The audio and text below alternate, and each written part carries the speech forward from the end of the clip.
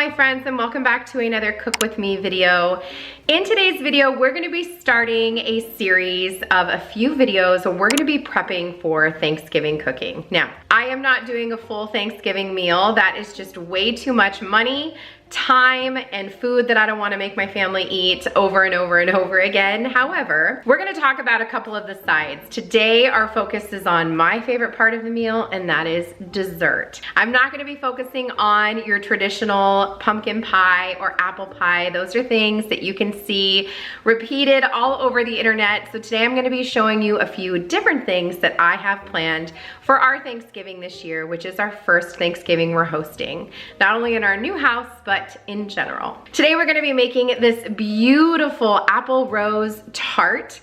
It is not only stunning and a showstopper in that sense, but I'm hoping it is absolutely delicious. I've never had it before, but I love a good fruit tart that you can top with fresh whipped cream. I'm so excited for that. We're also gonna be making delicious little strawberry-rhubarb hand pies. There is something just so sweet about a tiny little pie, and I am excited to make these little hand pies. My family loves strawberry-rhubarb, and we're gonna do it super easy. We're also gonna be making delicious pumpkin snickerdoodle cookies. My kids love these. And we're also going to be making some festive chocolate dipped strawberries. So let's go ahead and get started. To get us started today, we are going to get our snickerdoodle batter made and put into the fridge. Now, the thing with snickerdoodles is the batter always has to cool before you can bake it. So it's gotta sit in your refrigerator for usually around an hour or more. So give yourself enough time. Make sure that if you're doing like I'm doing now, like you're making more than one thing, put it in your fridge first, get it done, and these can be made ahead of time. They can be made ahead of time and frozen. So I could even freeze these now and then they would be ready for Thanksgiving, which I might do because Halloween is Monday. When I'm filming this, it is Saturday. So I could just freeze these because I know my family is not going to need them. They're going to have plenty of options for candy. So that's probably what we're going to do. Let's get this batter going. All right, to get us started with our cookie dough, we are going to start off with 2 sticks of butter, so a total of half a cup of butter. You want this to be room temperature, and that's going to allow it to blend easily and to become just a nice smooth consistency. Mine was not as room temperature as it needed to be because it was pretty cool that day, but I did my best. So you can see I'm having to use a plastic spatula here to kind of push it out of my mixer blades just because it was not as soft and smooth as I was hoping it would be, but that's okay. We still made it work. So just go ahead and blend that until it's nice and mixed. And then you're going to add in half a cup of pumpkin puree, which probably would have been about a little less than half of the can, but I did decide to measure it out because we are baking. This isn't cooking. I don't want to just kind of take my liberties with it. You got to be a little bit more precise when you're baking. So half a cup of pumpkin puree. Next up, you'll need some granulated sugar. For this, you just need 1 cup of granulated sugar. So you're going to add that into your batter.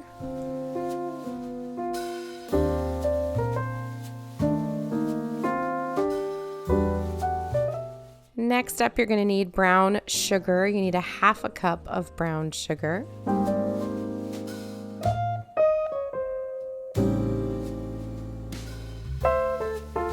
Now you're going to go ahead and add in your spices. So we're going to start with 2 teaspoons of vanilla. You're going to need about a teaspoon of pumpkin pie spice, followed by a half a teaspoon of cinnamon, and then a half a teaspoon of salt.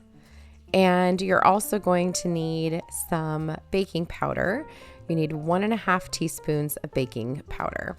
Once you have all those in your batter, go ahead and combine them until they're smooth as you can get them.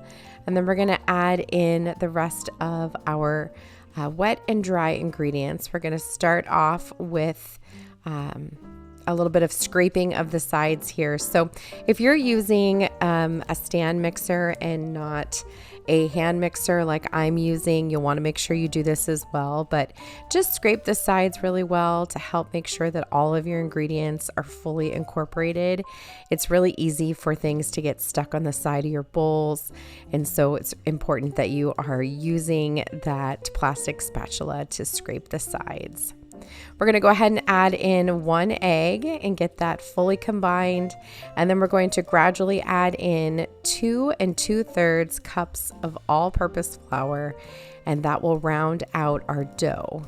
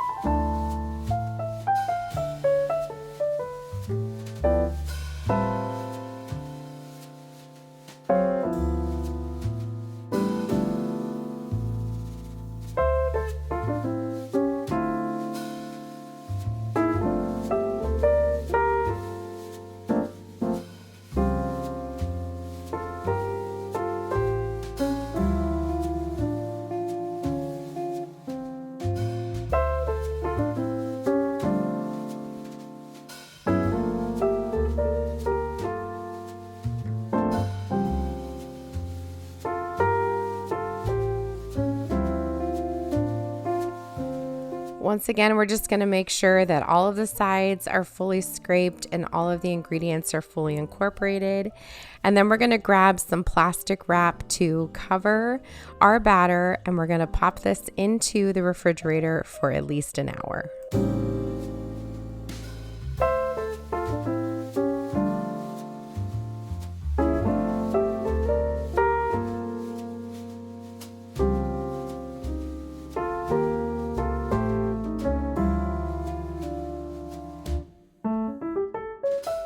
So our cookie dough is in the refrigerator, and that is going to stiffen up so that we can easily scoop it out. Next up, we're gonna start working on our apple tart. So I'm gonna show you the picture. This is a recipe from Natasha's Kitchen. My very first Cook With Me video, I followed one of her recipes for tres leches cake that is our absolute favorite. So I know this is not going to disappoint, but this is what the apple tart should look like. Beautiful rose apple tart. Now, the recipe calls for Granny Smith apples. However, I am not a Granny Smith apple fan, so I'm gonna be using Gala apples today for this recipe.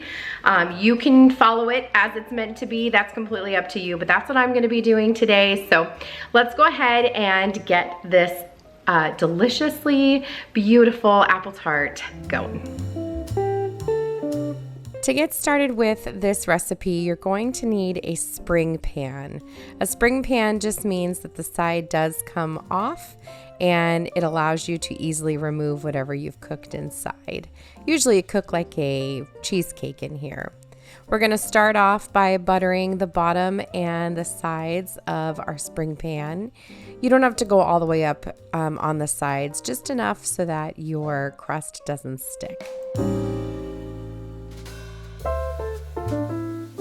Once you have your pan fully coated, we're going to get started with our crust. You're going to start off with 1.5 cups of all-purpose flour, 1/4 cup of granulated sugar, 1/4 teaspoon of salt, 2 teaspoons of baking powder, and then we're going to cut in our butter. So for the butter, you're going to need approximately half a cup or 8 tablespoons of unsalted butter that is chilled. So you want to make sure that you take the butter directly from your refrigerator, so that way it's nice and cold, and you're going to cut it into cubes, which will make cutting it into your flour much easier.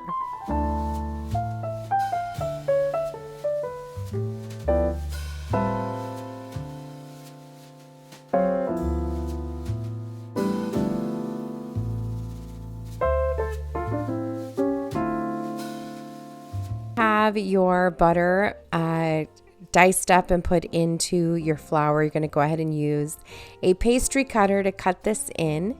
If you don't have a pastry cutter, you can use a fork or your fingers. Either work just fine. Just be careful if you're using your fingers that you don't melt your butter too much.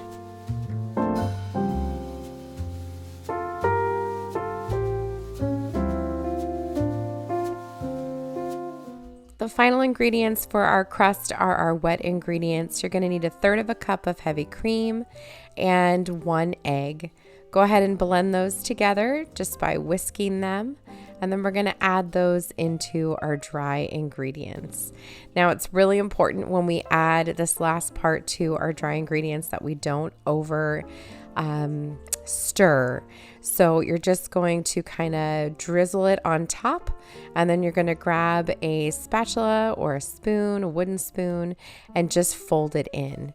Just fold it in enough so that it starts to come together, but don't worry about mixing it until it's completely incorporated. You want it to still be kind of lumpy. Then you're going to form it into your spring pan. So just make sure you get it, stirred enough that it's, a part of the other ingredients, but not so incorporated that it isn't chunky anymore. Go ahead and toss it into your spring pan and then use your hands to spread it out. You're going to want to make sure that you go up the side just a little bit so that any of those juices from your apples, I was going to say your eggs, stay in your crust and you don't lose all of those delicious juices when it's in the oven.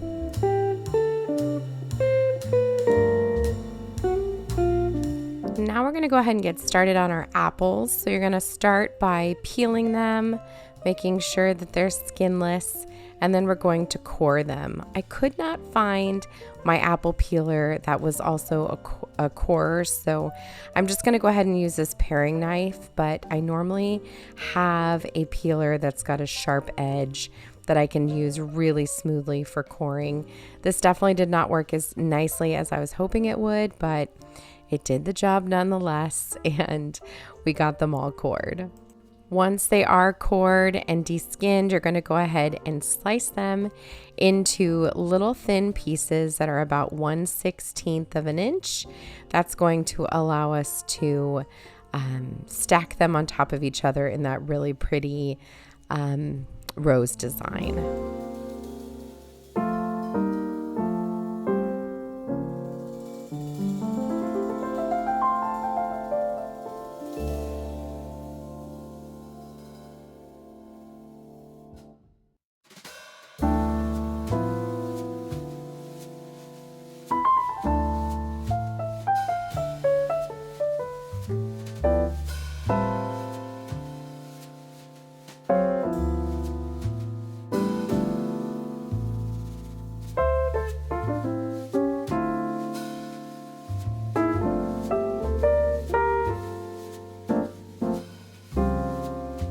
Once your apples are all sliced, add them into a mixing bowl with 1/4 of a cup of granulated sugar and 1/4 of a teaspoon of cinnamon. Give that a really good mix and your apples are ready to start being layered into your tart. Now, I just want to mention that as you watch me start to layer up my tart, I will say that I definitely did not follow Natasha's instructions very well here. Hers were a lot more layered. Mine are very spaced out. I had a lot of leftover apples. When I make this again on Thanksgiving, I will make sure that I layer these a lot closer together so that all of the apples get used. It definitely didn't have the height that Natasha's had, but definitely had the flavor.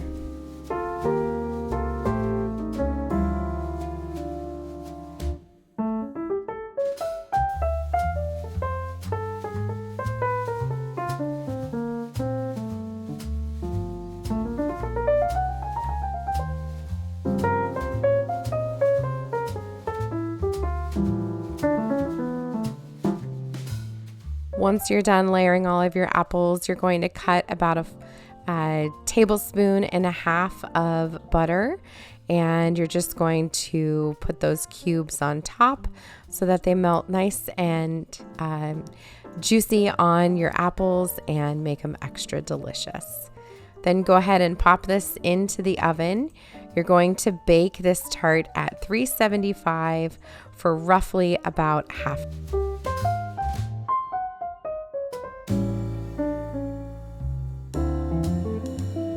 Okay, so we've got our apple tart in the oven.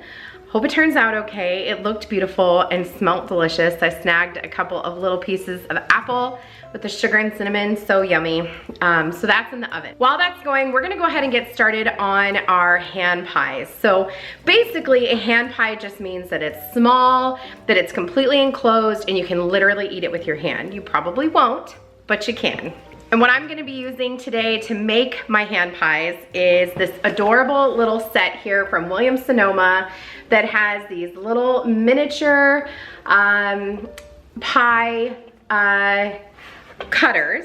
It's this classic mini pie molds. I snagged this on the WILLIAMS-SONOMA website, I think back in September. However, it is still available on the website. I will have it linked for you down below.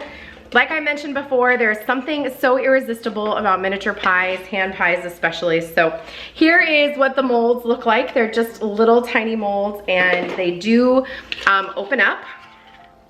So what you do is you cut one side of your pie dough with this side, one side with this side, and then you put them on the inside. These are serrated here. Put them on the inside, you put some filling in there, and then you close it up to seal it up. I today am going to be utilizing the cute little round one that looks like a traditional pie, because I think that those will look so perfect for Thanksgiving, and they're gonna look so cute at the dessert bar. And for our pies today, for our hand pies, we're gonna be doing strawberry rhubarb. Now I chose strawberry rhubarb because I know that my mother-in-law is bringing fresh made pumpkin pie as well as an apple pie. And we've got an apple tart in the oven, so I'm gonna be doing strawberry rhubarb. Now, to make my life easy, I'm gonna be using this strawberry rhubarb filling, this pie filling that you can find in your baking aisle at your grocery store. It's delicious and it does the job. My kids love strawberry rhubarb. It's a little bit tart, but you can do this with any kind of pie filling that you prefer. Strawberry, cherry, apple, whatever you prefer, you can use that if you like. So my mouth is watering just talking about all of these pies. So let's go ahead and get these going. The other thing I want to mention is that today we're going to be using ready-made pie crust. Now this is the Walmart brand. I have never tried this one. I ordered my groceries and unfortunately they were out of the Pillsbury one that I ordered. So we're going to give this one a shot. It's really affordable. It's less than $3. You get 2 pie crusts in here. I think that's a really great price. You can make your own pie crust if you want, but for the sake of today and making sure this video goes smoothly, I felt like ready-made pie crust was the way to go. Nobody has to know. So to get us started, I'm opening up one package of pie crust. So this is essentially top or bottom of a pie crust. Each box comes with 4 of these, so enough to make 2 pies. And I find them to be incredibly easy to work with. So I just sliced it in half to make it easier to maneuver my cutter on.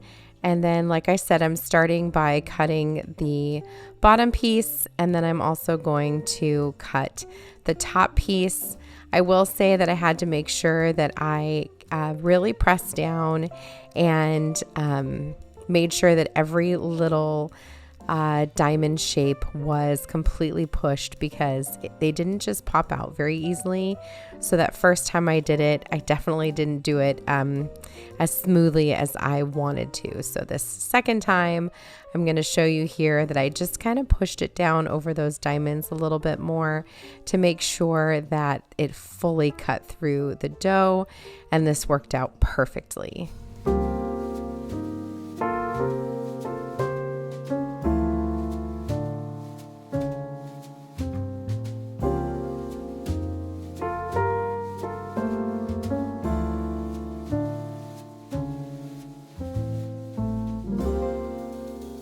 Once I had all of my dough cut, I put it on the inside of the cutter or the pie mold. And then I added in my strawberry rhubarb filling. And then I used a little bit of egg wash along the edges just to seal it. And then I crimped it, closed it up here, gave it a good crimp. And then I took it out and put it onto a lined cookie sheet. I've got silicone liners here that I'm using, but if you don't have those, you could just use a little bit of Pam, I think would be perfectly fine, or even a little bit of butter. And honestly, I don't even know if it's necessary, but I didn't want anything to stick. So again, I'm just repeating the process. I made 6 for today just to try them out, but I'll definitely be making more when it comes to actual Thanksgiving. They were kind of big, so I definitely think they could be shared, but they're so stinking cute, I couldn't even deal. Once I got them all onto the sheet, I did add a final top coat of a egg wash and a sprinkle of granulated sugar just to give them some good shine and a little bit of sweetness to the top, and I popped them into the oven. I did bake them at 350 degrees for about 30 minutes. Just keep an eye on them. It really will depend on your oven. My oven was really hot from baking already, so just keep an eye to see exactly how long they need, but they turned out so delicious. While those are baking, we're going to go ahead and work on our chocolate covered strawberries. Now these take no time at all. These were so very quick and easy to make. Just make sure that you wash your strawberries, give them a good pat dry. You're going to melt your candy melts in the microwave, just following the directions on the back of the package, and then you're going to dip them. Now, after I dipped them, I didn't realize how quickly they were going to set up. They set up so fast. So I had to go back and kind of re-dip just so that I could put my sprinkles on. So if I were you, just put your sprinkles on after every single dip because, man, they dry really quickly. When I make these for Thanksgiving, I'll also be making some white chocolate ones, and I'm also thinking I'll do a little bit of white chocolate drizzle onto the regular chocolate ones as well, just to add in a little extra bit of interest to the strawberries.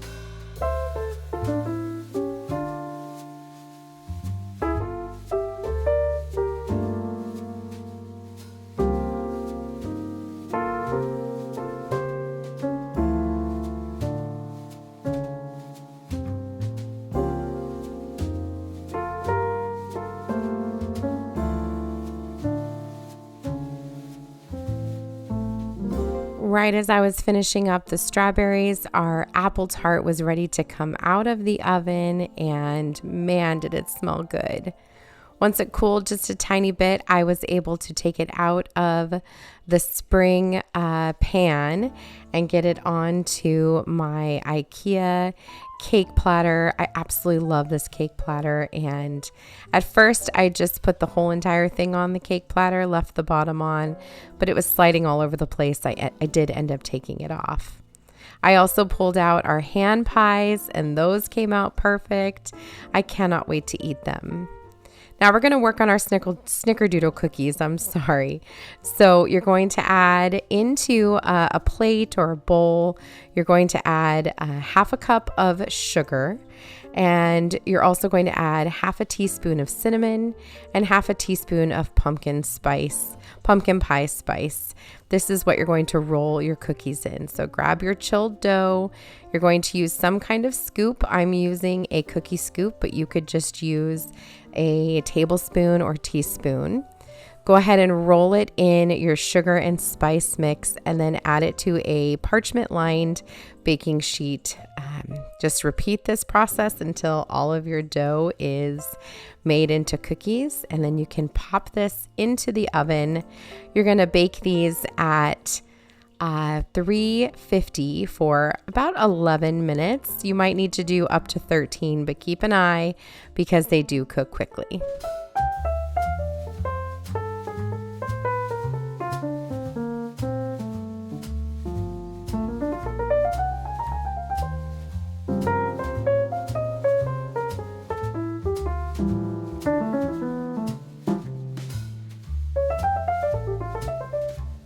And just like that, all of our Thanksgiving baking is done.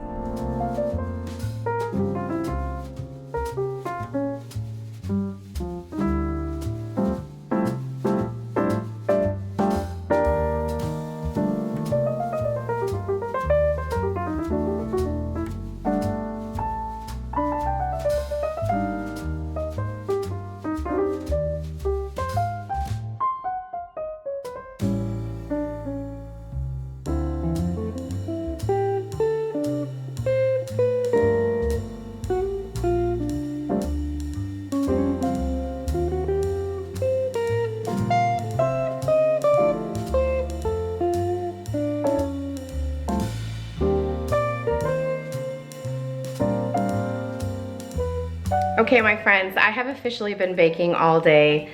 It is time to try these. I am so excited. I think the thing I am most excited to try and the thing I am the most proud of is my apple tart. Oh my gosh, it came out so pretty. Let's get it cut. I'm dying to try a piece. Now, Natasha's instructions say to use a serrated knife when you cut it, so that's what I'm gonna do today. I'm so nervous, but oh my gosh, it smells so good. I am so excited. Oh, it cuts so beautifully. And here we go. Here's a good little look. Oh my goodness. I can't wait to try this. I feel like it needs a little like powdered sugar or something. Here's an up close version of it. A nice thick crust, like a shortbread cookie. Let's give it a try. Wow. The crust is light and buttery, like I said, like a shortbread cookie. And the tart, the apple is so sweet and yummy. Okay, next up, I definitely want to give the rhubarb pies a try. You guys, I love this filling. It is so good. It's light and sweet. And it's not tart like a typical strawberry rhubarb pie, so if you like that, you probably won't like this filling. It's not tart, but it is so good.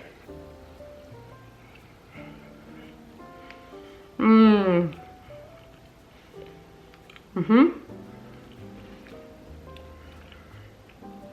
the pie crust is not very sweet at all, if at all. So it keeps it, you know, really balanced. And of course you could eat this with your hand, but I prefer the fork. The last thing we're gonna try today is the snickerdoodle cookie. They are fresh out of the oven, so they're still kind of steamy. I don't know if it will show on camera, but oh my goodness.